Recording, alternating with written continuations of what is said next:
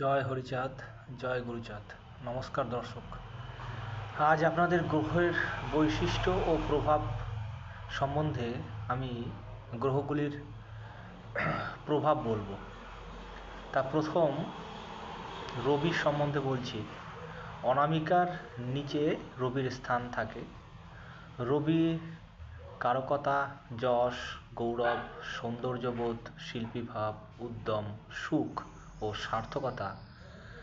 রবি শুভ হলে জাতকের এই উপরোক্ত গুণগুলি শুভভাবে প্রকাশ পাবে। চন্দ্র মঙ্গলের উচ্চ পর্বতের নিচের চন্দ্রের অবস্থান প্রণয়, ইন্দ্রিয় সুখ, ভ্রমণ, পরিকল্পনা শক্তি, বিলাস, রহস্য বা অদ্ভুত ঠান্ডা ভাব এবং স্বার্থপরতা চন্দ্র পর্বতের বৈশিষ্ট্য। মঙ্গল বুধের ক্ষেত্রের নিচে মঙ্গলের উচ্চ পর্বত অবস্থান প্রতিরোধ ক্ষমতা, সাহস, সৌম্যভাব, যোদ্ধাভাবের পরিচয়। মঙ্গলের উচ্চ পর্বতটি শুভ হলে জাতকের মধ্যে উপরোক্ত গুণগুলি শুভভাবে প্রকাশ পাবে। বুধ কনিষ্ঠার নিচে বুধের অবস্থান বুধের কারকতা বুদ্ধি, বিচক্ষণ, কর্মোদ্যম, বিজ্ঞান বিষয়ে দক্ষতা বা জ্ঞান, ব্যবসায়িক বোধ এবং শীঘ্র গতিতে চিন্তা ও কাজ করার সামর্থ্য।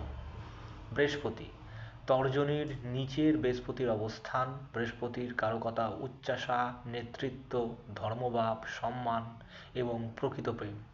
বৃহস্পতি যদি শুভ হয়ে তবে জাতকের মধ্যে উপরোক্ত বৈশিষ্ট্যসমূহ শুভভাবে প্রকাশ পাবে।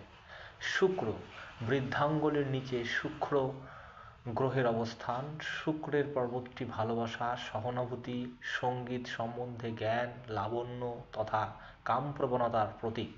শুক্র পর্বতটি শুভ, উন্নত এবং বড় হলে উক্ত গুণাবলীর ব্যক্তির মধ্যে শুভভাবে প্রকাশ পায়।